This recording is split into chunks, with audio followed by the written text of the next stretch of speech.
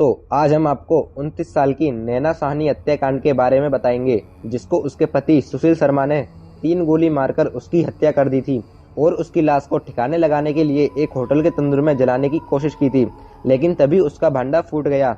आखिर सुशील शर्मा ने अपनी पत्नी नैना साहनी को गोली मारकर क्यों हत्या की थी और आखिर कैसे सुशील शर्मा का भांडा फूट गया, सब कुछ बताएंगे इस वीडियो में। दोस्तों, यह मैंने अपना न्यू चैनल क्रिएट किया है। अगर आपको वीडियो पसंद आती है तो वीडियो को लाइक कर देना और साथ ही प्लीज चैनल को सब्सक्राइब करके बेल आइकन को ऑल पे प्रेस कर देना, क्योंकि अगर हम कोई वीडियो लाएं तो वो सबसे पहले आप तक पहुंचे। दोस्तों, जल्दी से हमारे 1000 सब्सक्राइबर कंप्लीट करवा दो। चलिए वीडियो स्टार्ट करते हैं। दिल्ली यूनिवर्सिटी से पढ़ाई पूरी करने वाली 29 साल की नैना साहनी कांग्रेस नेता थी। कांग्रेस में ही एक युवा नेता सुशील शर्मा से पहले उसकी नजदीकी बढ़ी, फिर प्यार हुआ और फिर दोनों ने शादी कर ली। दोनों गोल मार्केट में स्थित एक घर में पति पत्नी की तरह रहने लगे, लेकिन प्रेमी से पति बने सुशील शर्मा ने 2 जुलाई 1995 को 3 गोली मारकर उसकी हत्या कर दी, क्योंकि उसे शक था कि नैना का किसी पुराने दोस्त से अवैध संबंध है। इससे पहले भी दोनों में काफी झगड़ा हुआ करता था।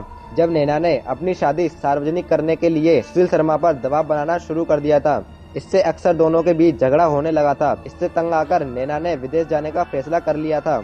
वह कॉमर्शियल पायलट बनना चाहती थी, इसी की पढ़ाई उसने की थी। इसके लिए नैना ने अपने पुराने दोस्त से मदद मांगी थी। उस रात भी इसी सिलसिले में नैना और उसके पुराने दोस्त मतलूम करीम से फोन पर बात हो रही थी, लेकिन तभी सुशील शर्मा की घर में एंट्री हो गई। सुशील ने फोन को रीडायल किया तो उसे करीम की आवाज सुनाई दी। इससे सुशील शर्मा भड़क गया और अपनी सर्विस रिवॉल्वर से नैना पर गोलियां दाग दी। गुस्से में आपा हो चुके सुशील शर्मा ने तब नैना पर 3 गोलियां दागी थीं। गोली का शिकार बनते ही नैना सुशील के सामने ढेर हो गई, लेकिन सुशील शर्मा अफसोस करने की बजाय नैना की लाश को ठिकाने लगाने की जुगत में लग गया। सुशील ने पहले नैना की डेड बॉडी को प्लास्टिक के बोरे में रेपर किया और फिर उसे बड़े चादर में बांध दिया और उसे अपनी कार की डिग्गी में रख दिया और फिर यमुना में ठिकाने लगाने के उद्देश्य से सुशील शर्मा यमुना की तरफ निकल पड़ा, लेकिन निजामुद्दीन ब्रिज पर अधिक ट्रैफिक होने की वजह से ऐसा नहीं कर सका। इसके बाद वह जनपद के करीब अपने बगिया रेस्टोरेंट पहुंचा। रेस्टोरेंट पहुंचकर सुशील शर्मा ने अपने मैनेजर केशव को बुलाया और सभी लोगों से रेस्टोरेंट खाली करने को कहा।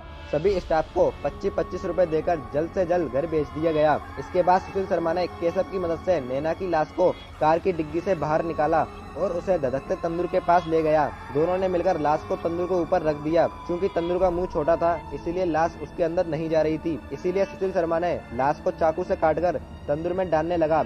लाश जल्दी जलाने के लिए सुशील शर्मा ने केशव को जल्दी से मक्खन के 4 बड़े पैकेट लाने को कहा था। मक्खन के पैकेट डालते ही तंदूर में से आग की तेज लपटें बाहर निकलने लगी। रेस्टोरेंट के बाहर सब्जी बेचने वाली एक महिला ने आग की तेज लपटें देख ली और आग लगा बोलकर जोर से चिल्ला पड़ी। तभी उसकी आवाज गश्त लगा रहे दिल्ली पुलिस के एक जवान अब्दुल नजीर कुंजू ने सुन ली। कुंजू ने तुरंत इसकी सूचना फायर ब्रिगेड को दी और मौके पर पहुंचा। वहां सुशील शर्मा बगिया रेस्टोरेंट के बाहर गेट पर ही मुस्तैद था।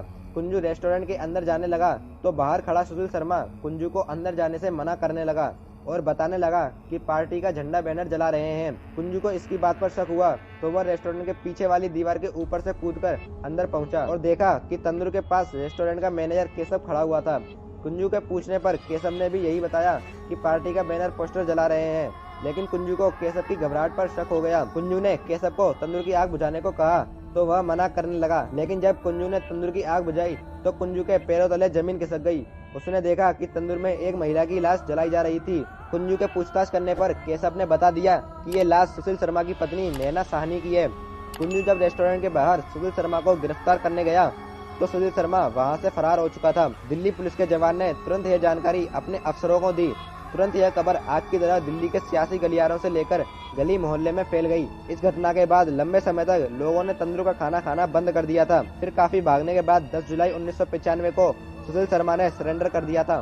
7 नवंबर 1903 को जिला अदालत ने सुशील शर्मा को फांसी की सजा सुनाई थी और फिर बाद में 2007 में सुप्रीम कोर्ट ने फांसी की सजा को उम्र कैद में तब्दील कर दिया। फिर 2015 में सुशील शर्मा पैरोल पर बाहर आ गया और दिसंबर 2018 में उसे यह कहते हुए रिहा कर दिया गया कि उसने अपनी जिंदगी के 23 साल जेल में बिता दिए हैं।